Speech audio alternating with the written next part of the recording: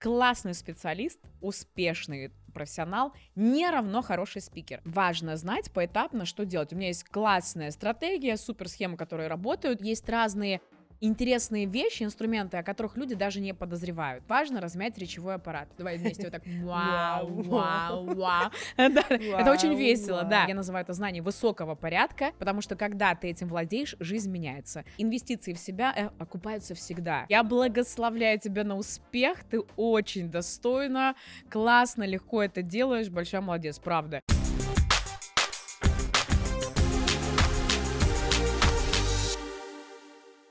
Всем привет, дорогие друзья! Мы снова на канале Hanafi Colors Pigments, и сегодня у нас очередной подкаст. У нас в гостях сегодня непревзойденная, великолепная, красивая, ошеломительная, ошеломляющая, в общем, самая лучшая на свете Наталья Веда.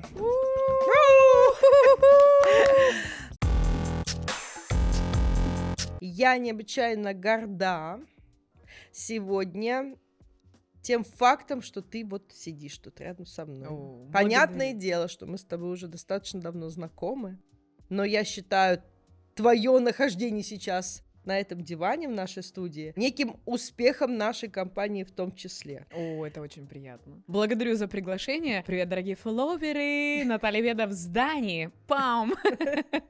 Я очень рада быть здесь. Во-первых, у вас невероятно уютно, стильно, и я уже в предвкушении результата, над которым сегодня мы работали вместе с вашей крутой большой командой.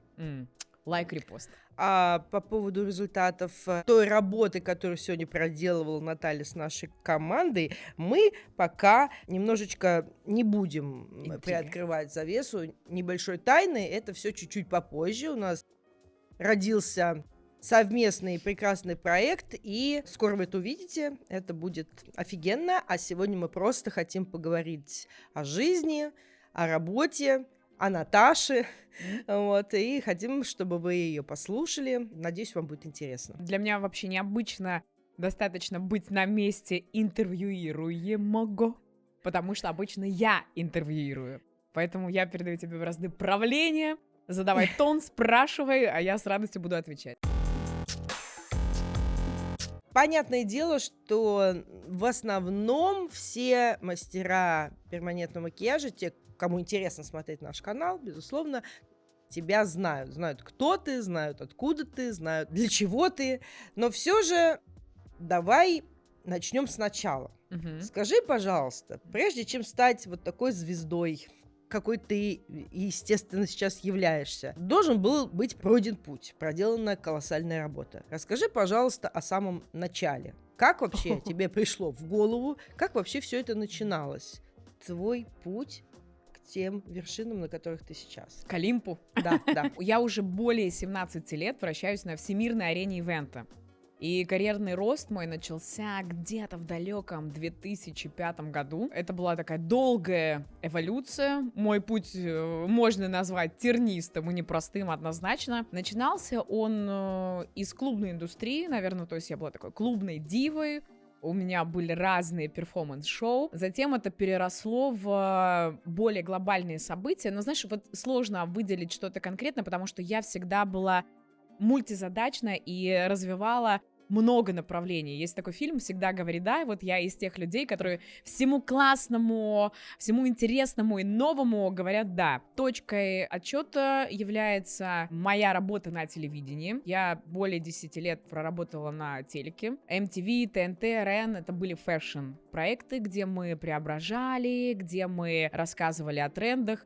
Разные были концепции. Начинала я с маленькой рубрики, и затем стала лицом MTV. Из последних таких глобальных масштабных событий это работа в шоу Урганта. То есть я первая ведущая в России интеллектуальной онлайн-викторины Клевер, созданной творческой лабораторией Урганта и ВКонтакте. Это была целая эпоха, когда у каждого второго жителя стран СНГ я была в телефоне. Я говорила: привет, сегодня вы вместе с Натальей Ведой, и это онлайн-викторина Клевер. Собирались целой командой, отвечали на вопросы, это был интеллектуальный контекст, и это было, конечно, вау. И у меня невероятно мощный бэкграунд в разных контекстах. То есть я была по обе стороны кадра. Чаще всего, конечно, я внутри. То есть мы с камерой на «ты».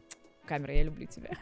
Параллельно с этим я всегда продолжала вести мероприятия от частных до больших и глобальных. Ну, естественно, как у любого человека развитого, целеустремленного и постоянно прокачивающегося, идет четкая тенденция на масштабирование, и я безумно рада каждый раз ощущать, что я на своем месте. Знаешь, разные были варианты развития моей профессиональной деятельности, но это то, что мне действительно нравится. Есть такая классическая поговорка: делай, что любишь, и тебе не придется работать ни дня в этой жизни. Когда ты появилась на мероприятиях, связанных с моей профессией, то это для меня был, конечно, шок. Почему? Шок в приятном смысле, в хорошем смысле слова, потому что развивалась индустрия организации конференций и конгрессов постепенно.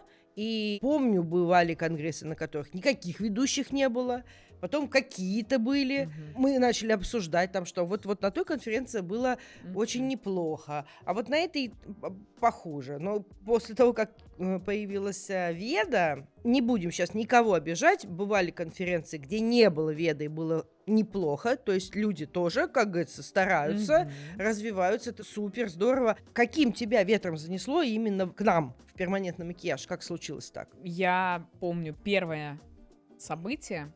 Это была конференция Permanent Evolution. Это был мой первый опыт знакомства с миром перманента. И для меня это тоже было большим открытием, потому что, когда я видела в зале такое количество красивых людей, мне просто сорвало башню. Это было вау! Ну, то есть это реально дикий восторг, невероятная любовь. И я с таким наслаждением слушала всех спикеров, наблюдала за тем, с какой жаждой люди тянутся к этим знаниям. И вот это был первый раз, наверное, 6 лет уже прошло с того момента. Уже 6 лет уже, с ума сойти, помню, как будто это было вчера. И я поняла, что это вот мое. И вот это идеально. Это, знаешь, подобное притягивает подобное. Я обожаю мир перманента за определенный культурный код. Вот есть там национальный культурный код, и в каждом профессиональном слое тоже он есть. И вот здесь у меня идет абсолютный отклик и абсолютное совпадение там по ценностям, по интересам. Это касается и визуального проявления, и интеллектуального, и вообще целеполагания. Потому что все заряженные, все стремящиеся, все открытые к новым знаниям, путешествующие, улучшающие, да, то есть я считаю, что наше качество вещь беспредельная, но наша задача успевать делать главное. Я познакомилась с таким количеством интересных, талантливых, достойных людей за это время, которые реально меня обогатили. Вот смысл моей работы в чем? В том, что я создаю обогащающие контексты, и когда я работаю, я много отдаю, и также я с радостью принимаю все лучшее. Что такое конференции по перманентному макияжу? Кроме, естественно, как правило, чемпионатов и так далее, все-таки это выступление. Выступление неких людей, которые к этой конференции организаторам сочлись как достойные, да, их пригласили выступить на сцену, кто-то не выступил, мечтает это сделать потом, и огромное количество людей, мечтая попасть на сцену, совершенно не понимают, что там им придется делать, а поняв, начинают очень сильно бояться этого. Говорю не пустые слова, не понаслышке, сама очень сильно была в этом, во всем, в этом страхе, в этом ужасе, в непонимании, куда себя деть. Хотела бы тебя спросить, что бы ты могла посоветовать? Я знаю и хочу, чтобы ты об этом тоже сказал, что у тебя есть курс, что ты обучаешь. Но курс — это курс, это большое обучение, там, за деньги и так далее. Расскажи о нем, пожалуйста, тоже. Но есть ли какие-то вот прямо раз, два, три, четыре, вот если будете это сделать, как минимум, ну вот там уже не будет права. Да, лайфхаки, да. Да, хорошо. Ну давай поэтапно. Во-первых, да, почему я могу об этом говорить? Потому что, вернусь к тому, о чем раньше уже упоминала, у меня более 10 лет работы на телевидении, и я являюсь медиатренером. То есть есть там тренер публичных выступлений, есть тренер по речи, я медиатренер, то есть это такое комбо. У меня 3 высших образования и там более 6 дополнительных уже в осознанном возрасте полученных мною. Я смотрю на выступление, да, например, не просто там, что человек говорит и как он это делает, а раскладываю на очень много вкладок и фракталов, то есть что важно в выступлении спикера. Давай разберем. Все начинается еще до того, как человек вышел на сцену. Когда спикер стоит за сценой, уже начинается его выступление, потому что за сценой человек формирует мета-сообщение. Это самое главное. Мета-сообщение — это то, что люди считывают без слов. Есть такое понятие, как вербальный имидж, это то, что человек говорит, и невербальный имидж — это то, как человек двигается, скажем. Это все, кроме его слов. Достаточно 3 секунд, чтобы люди уже сформировали определенное впечатление о тебе. 3 секунды. Первое впечатление невозможно произвести дважды. Поэтому вот эти первые мгновения, когда ты только выходишь, именно они являются ключевыми. Дальше. Тема обширная, интересная. И именно на своем наставничестве, да, на своих курсах, на персональных обучениях и на больших тренингах, которые я тоже провожу, я подробно об этом рассказываю. И знаешь, что круто? Когда ко мне обращаются за помощью, есть вот точка А в начале, и есть уже после первого даже занятия точка Б, и сразу виден результат. Потому что я очень конкретный, жесткий практик, и эта практика всегда подкреплена очень грамотной, качественной теорией. Я трансформирую и делаю это через ресурсное состояние, потому что как тренер ресурсных состояний я понимаю, что у большинства людей в основе вот этого страха лежит травмирующий опыт. Травмирующий опыт, который мы, как правило, получаем там задолго до, обычно в детстве. Я очень часто вижу, как большие, серьезные, успешные люди, предприниматели, бизнес-персоны, выходя на сцену, скатываются из позиции взрослого в ребенка, вот в этого травмированного ребенка. Если работать глубоко, правильно и качественно, необходимо отсюда убрать корневую причину, и дальше это уже будет легче, проще. Смысл в чем? В том, чтобы проявляться легко на сцене, но когда человек выходит, на него все смотрят, бьются фиты, у него начинается аритмия, это меняет химию, состав крови реально на уровне ДНК, начинают потеть ладони, учащается сердцебиение, он начинает задыхаться, и в этот момент уже не так, и он не понимает, что делать дальше, и внутри такой просто крик. Важно знать поэтапно, что делать. У меня есть классная стратегия, суперсхемы, которые работают, и это вот маленькая часть из того, что я делаю на своих персональных занятиях и тренингах. И кроме того, что еще важно в этой истории, важно, как человек говорит, да, то есть есть аналитические исследования, доказывающие, что то, что мы говорим, это 7%, а остальное это как мы делаем. Когда перед аудиторией выступает спикер, да, и когда он красиво, качественно, размеренно, уверенно говорит, когда он умеет управлять своим артикуляционным аппаратом, когда он идеально владеет голосом, может создать разное настроение, разную атмосферу. Это вызывает абсолютный восторг у публики, потому что осознанно или бессознательно люди понимают, что до выхода на сцену человеком была проделана серьезная работа, что он открывает рот, что он классно, четко произносит все звуки, и это для них. Да, это все для людей, чтобы им было приятно и комфортно. Это из серии, когда забить гвоздь, там, удар молотком по гвоздю $2, а знать, как ударить и куда именно, 19 998 баксов. Вот это про мой опыт, мой скилл и вообще, в принципе, про профессиональный подход. У меня, кстати, есть потрясающий онлайн-курс. Я всем рекомендую, потому что это то, что будет с вами всегда. Инвестиции в себя окупаются всегда. И у меня есть очень крутой онлайн-курс по технике речи, где ярко, красочно, очень легко я даю основу. Смысл в чем? В дыхании. Мы живы до тех пор, пока мы дышим. Если мы не дышим, все остальное уже не важно. Так вот, среднестатистический европеец, он делает так, а вдыхать забывает, потому что стресс, суета, мы побежали туда-сюда. Все начинается с дыхания. На курсе прорабатываем дыхание. Затем переходим к работе с артикуляционным аппаратом, потому что на лице очень много мышц, которые должны тебя слушаться, да? Их нужно разрабатывать и разминать, как поход в зал. И затем уже переходим к дикции. Дикция — это то, как ты произносишь слова, звукосочетание и так далее. Вот, если коротко. Я выступаю на сцене достаточно часто в последние там пару лет. И помню прекрасно, какое жалковатое зрелище я представляла. Ну, в смысле, я знаю. Ну, Но зачем мы я все буду... с чего-то начинали, вот. слушай. И это как нормально. это все было, не просто страшно. Это было отвратительно, потому что не было ни малейшей уверенности в себе. Это, кстати, вообще тоже очень интересный вопрос.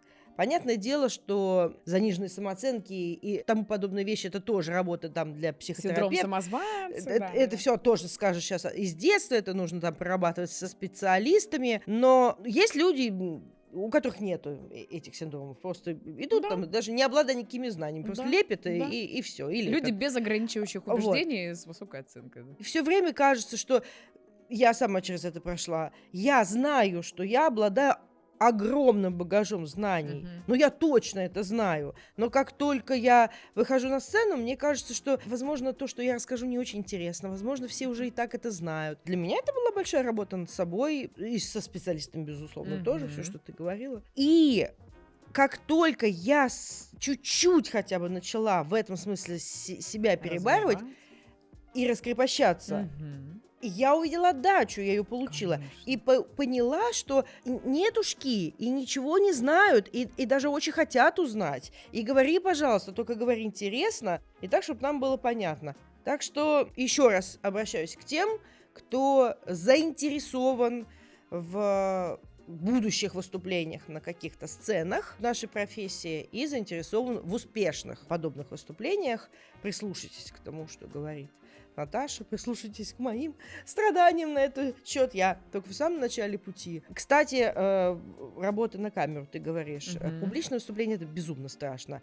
И чтобы перебороть этот дикий страх, камера, где нету людей, вы там сидите, но вы потом это посмотрите. Сейчас, когда мы снимаем, вас как бы нету, да? И у меня передо мной только камера, которая не так страшна. И на камеру говорить, Мгм. немножечко тренируешься, и уже пропадает этот страх. У тебя все прекрасно получается. Я хочу поставить тебе, кстати, пятерочку. Ой, поставь мне пятерочку, я Ты так нуждаюсь в молодец. твоей Я похвале. благословляю тебя на успех. Ты очень достойна, классно, легко это делаешь. Большая молодец, правда. Мне как человеку с огромным бэкграундом видно. И действительно тебе это легче дается, чем выступление на сцене, хотя у многих происходит совершенно наоборот. Классный специалист, успешный профессионал не равно хороший спикер. То есть быть спикером или передавать какую-то важную информацию — это отдельный навык, это скилл, который важно прокачивать. И я очень часто испытываю, значит, называют, есть такое понятие испанский стыд, когда выходят классные, потрясающие люди, но хочется им помочь немножечко в этот момент, но я понимаю, что не моя минута славы, и вот все, человек делает так, как он может, и, возможно, ему не на что опереться, или он не знает, куда обратиться. Welcome, дорогие, я с радостью вам помогу. Почему? Потому что, как мне кажется, ты можешь согласиться, я думаю, любой мастер перманентного макияжа видит рост и развитие в чем? В тренерских курсах, в выступлениях в качестве эксперта на большую аудиторию, в продюсировании, возможно. И это то, что мы делаем через речь, информация, которую мы доносим. И важно себя к этому подготовить, вот чтобы не испытывать испанский стыд. Можно сразу начать классно, уверенно, потрясающе, потому что есть разные интересные вещи, инструменты, о которых люди даже не подозревают. Поэтому и нужны такие профессионалы, специалисты, как я. Потому что когда ты даже передаешь какие-то знания, записываешь курсы, важно внутрь зашивать мотивацию. И люди даже не знают, что есть разные виды мотивации. Мотивация от, мотивация к. И очень много других фишек, когда ты создаешь определенное состояние у публики, определенное настроение, как бы закладываешь смыслы. Это потрясающе интересно, я это обожаю, я этим занимаюсь. И могу этому научить, что немаловажно. Я называю это знание высокого порядка, потому что когда ты этим владеешь, жизнь меняется. Ты получаешь результат значительно быстрее, значительно проще и легче. Почему? Потому что мы все разные. Важно знать, как это делать. Например, я говорю слово «собака». У каждого здесь в аудитории будет своя картинка. Вот я вам говорю «собака». И у каждого будет маленькая, большая, разные. И это задача оратора — кодировать информацию так, чтобы там уже получаемой, ее расшифровал так, как нужно. В общем, это отдельный скилл. Нужно знать просто, как этим управлять. И вообще знать, что такое существует. Я хочу заметить, что есть простые элементарные лайфхаки перед выходом на сцену, да, вот, например, ты сказала, что делать, 5 лайфхаков. Первое, если вы волнуетесь, или даже если вы не волнуетесь, важно стабилизировать дыхание. Есть понятное простое упражнение, которое приводит вас в состояние ресурса и спокойствия, называется он квадрат дыхания. Это когда мы делаем вдох на 4 счета, задерживаем дыхание на 4 счета, выдыхаем на 4 счета, задерживаем дыхание на 4 счета. И вот таким образом делаем в течение 5 минут. Все, мы стабилизировали состояние, обогатили тело кислородом. Дальше важно размять речевой аппарат. Речевой аппарат – это губы, это язык, это челюсть. Вот элементарное упражнение, да, это вау, бабушки на челюсть. Давай вместе вот так вау. Это очень весело, да. Пошевелили губками. И после этого можно еще поскороговорить. Давай попробуем. Ну давай. Давайте, у нас сейчас будет экспромт. Ставьте лайки, подписывайтесь на Hanafi Colors Pigment. Итак, смотри, давай мы возьмем следующее. Элементарное, да? Ла-ла-ла-ла, ло-ло-ло-ло, лу-лу-лу-лу. Давай попробуем. Ла-ла-ла-ла, ло-ло-ло-ло, лу-лу-лу. Прекрасно. Давай теперь так. Ба-ба-ба-ба, бо-бо-бо-бо, бу-бу-бу-бу. Ба-ба-ба-ба, бо-бо-бо-бо, бу-бу-бу-бу. Да. И, например, скороговорка. Корабли лавировали, да не вылавировали. Корабли лавировали, да не вылавировали. Нормально. Ну, последнее, ну все. Давай помедленнее. Корабли лавировали, да не вылавировали. Вали. Да не вылавировали. Все, класс. Хочешь еще одну? Хотите? Давай. Еще моего позора? Такую. Однажды был случай в далеком Макао, коала макаку в какао макала, коала какао лениво лакала, макак макала, коала икала. Ладно, давай. Я помню, это было в Эволюшене. Там все умерли. Ну давай тогда. Карл у Клары украл кораллы. Ты специально это? Ты же знаешь, что я Ладно, картавлю. подожди. Стоит поп на копне, колпак на попе, копна под попом, поп под колпаком. Стоит на копне. Стоит поп на копне, колпак на попе, копна под попом, а поп под колпаком. Браво! Просто талантливо. Я просто историю сам представила. Ну ты молодец, видите, все. И вот таким образом вы разминаете артикуляционный аппарат, немножко похихикали там, сами себе сделали классный контент в сторис, и выходите на сцену. И вот здесь, конечно, уже работа с метасообщением, с трансляцией, состоянием. То есть спикер, что он передает состояние, когда человек нервничает, это так или иначе чувствует аудитория. И еще лайфхак. Есть такое понятие, как эмоциональный треугольник. Вот люди как выходят, особенно те, которые волнуются, смотрят в зал и видят, например, какое-то сомнительное, не очень довольное лицо. И такие, и внутри, я, наверное, что-то не то говорю. Ищут глазами, находят второго такого, который, сидит, о чем-то своем думает, но спикер-то на себя это все тянет. Еще один какой-то недовольный. И находят потом третьего. И вот попадают в такой негативный треугольник. Важно, когда вы вышли на сцену, находить счастливые улыбающиеся лица. Думать, о, как хорошо, человеку нравится. Ищите взглядом еще один такой светлый агнец Божий. Думать, о, как хорошо. И вот третьего. И глазками по ним ходите, забирая ресурс от людей, которые выражают позитив. Вот это очень важно. Фокус внимания перемещать и быть уверенным в себе. Если я здесь, значит, я этого достоин. Мне есть что сказать этому миру. Пожалуйста, забирайте пользу. А вот какую пользу забрать, это зависит уже от аудитории, потому что здесь играет роль уровень ценностей. Есть люди, которые все обесценивают, в принципе, и все начинается с себя. А есть те, кто могут забрать ценность отовсюду. Важно понимать, что есть зона ответственности. Знаешь, что невозможно научить, можно только научиться. Понимаешь? А многие хотят, чтобы их научили. Но это против воли. А когда человек говорит, я хочу научиться, я готов. Welcome. Все open mind. То есть поменять mindset. Это тяжелая, но очень важная работа. Я просто очень сильно на это реагирую, потому что для меня это прямо важно и прямо тоже непросто. Если первые разы, когда я увидела Наташу, я просто наслаждалась и смотрела, то потом я стала смотреть именно с точки зрения Мгм. вот этой профессиональной ее мощи, цеплять, думать, а вот что она сейчас сделала, почему она так сделала, почему она сейчас изменила голос, куда она пошла. Понятное дело, что там многие из нас, никто из нас не сможет стать Наташей Ведой, но там понаблюдать за ее работой и там обратиться к ней за помощью, ну, круто. Да, хочешь, я скажу, подсвечу, прозрачу. Ты сейчас говоришь о том, что ты стала наблюдать за моим профессиональным контекстом. Это называется ключевой фактор успеха, КФУ. Да, у каждого есть КФУ, и есть такая история, как называется моделирование успешных стратегий. Вот мои ментальные тренеры — это очень высокопрофессиональные люди, которые как бы на вершине. Они изучают, моделируют успешные стратегии именитых, знаменитых деятелей в разных контекстах. Политики, бизнесмены, миллиардеры, творческие личности, художники, артисты, актеры.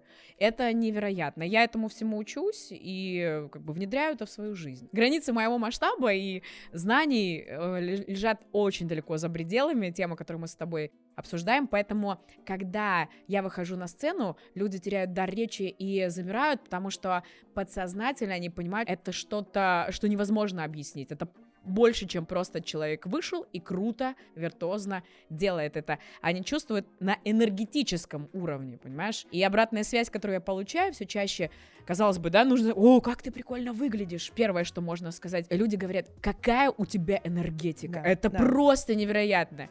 И когда ты чувствуешь мурашки, это лучший показатель того, что все тип-топ. Как тебе было внедряться в нашу профессию, потому что у нас ведь очень много специфических вещей, Мгм. специфическая профессия, околомедицинская, там, околохудожественная, много терминов каких-то сложных. Это же, наверное, было тоже нифига не легко. Как это тебе удалось? Да, спасибо за вопрос, отличный вопрос.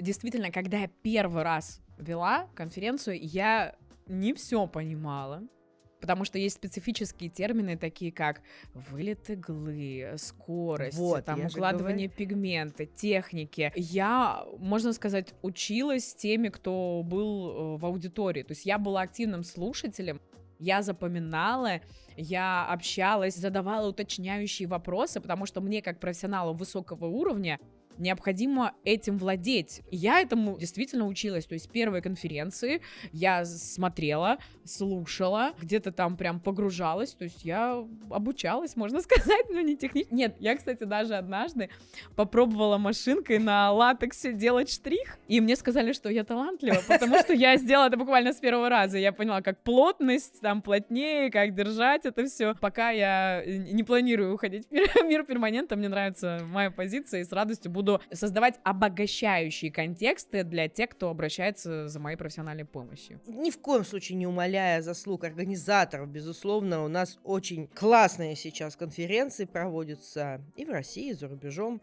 но очень часто слышишь: ведущая Веда, тогда я приеду. То есть это вот прям, О, это часто слышно, и действительно, если конференция как бриллиант, то Веда как правильное обрамление, огранка и так Мгм. далее.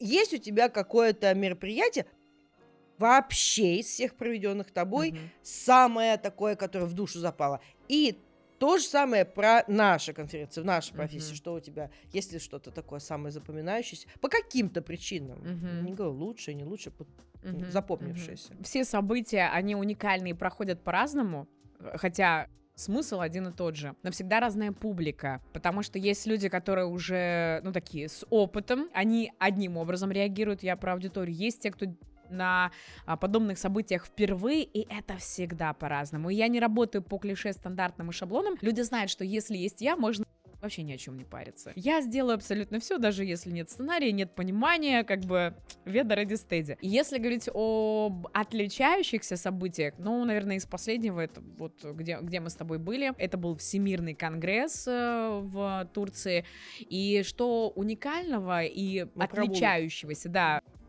это всемирный уровень действительно, и когда в аудитории находится 500 человек из 44 стран, говорящих на 6 языковых разных группах. Это другой уровень понимания, подачи информации, эмпатии. И плюс для меня лично это было совершенно иначе, потому что я вела только на английском. Когда ты понимаешь, что все эти люди с разным менталитетом, культурным кодом, особенностями, ценностями тебя понимают, одинаково тебя понимают, ты чувствуешь, что это вершина, знаешь, это топ. И даже если я ничего не говорю, они все равно понимают, что я хочу сказать. Они это чувствуют. И вот это, конечно, пушка. И когда ты понимаешь, что весь мир делает то, о чем ты просишь, из любви, и возвращают тебе это невероятные эмоции, это мурашки, это восторг, это любовь, это действительно такая стратегия win-win. Невероятный обмен энергетикой, чувствами, эмоциями и опытом.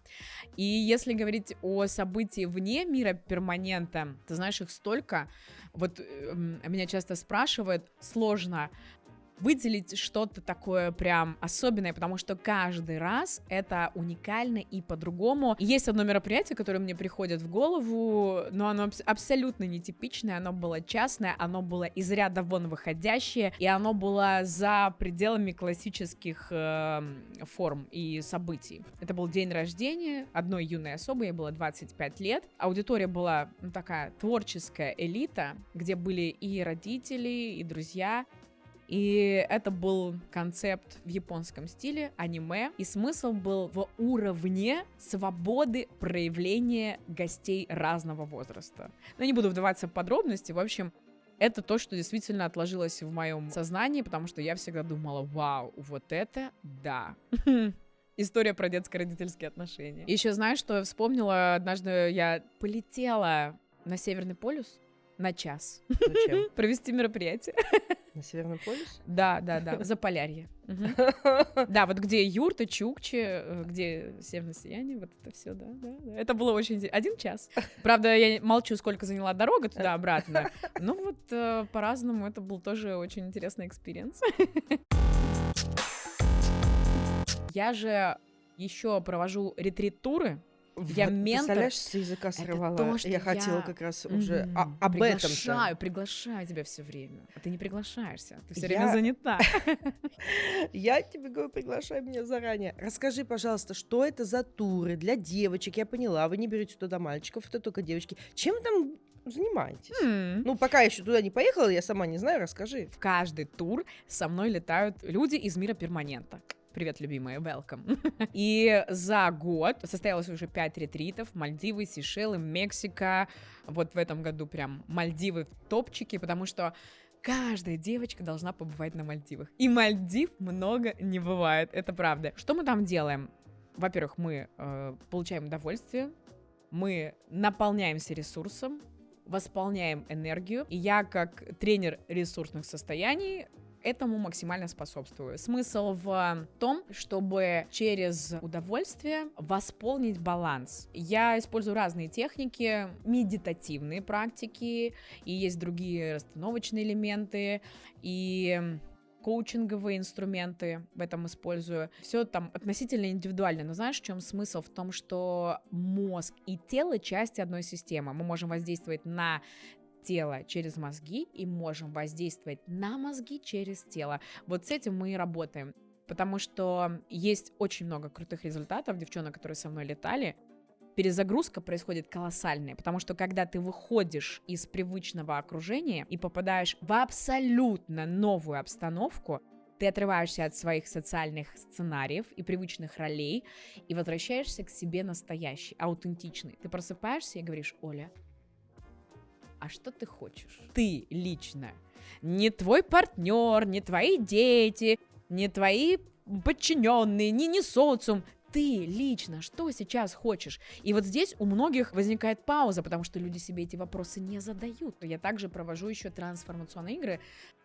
про желание. Не только в контексте ретритов. Интересно, что когда я говорю девочки, формулируем желание, все, у людей начинается расфокус, они не понимают, что хотят, то есть, понимаешь, вот, и уже здесь начинается трансформация. И знаешь, что круто, что когда мы вот были в июле, летали, прорабатывали желания, у всех они разные, мне пишут девчонки, одна похудела на 10 килограммов, а другая переехала, третья начала преподавать, хотя до этого боялась проявляться. Есть история вообще потрясающая, даже одна из девочек родила, то есть как бы она не могла родить, а после путешествия как бы волшебным образом все случилось. Я не буду говорить, что именно мы там делаем, это важно прочувствовать, потому что как бы я ни объясняла, невозможно. Терапия абсолютно все, что там происходит, абсолютно все, потому что очень много установок и блоков в голове, которые можно очень легко, экологично поменять на ресурс, на классные, изобильные, чудесные вещи, которые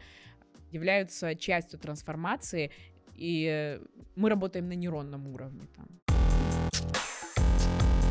Друзья, вы понимаете, да, с каким мы человеком сегодня общаемся? Смотрите нас на нашем канале, следите за нашими проектами, вы скоро увидите, чем мы занимались, и что из этого получится. Я думаю, всем понравится. Спасибо тебе большое, что ты после длинного, загруженного очень рабочего дня пришла сюда и еще потратила на нас время. Ну, не потратила, с удовольствием провела, конечно. С удовольствием потратила. С удовольствием инвестировала. Я тебя очень люблю, и я безумно рада, что ты сидишь здесь, вот тут. Просто я очень спасибо тебе большое.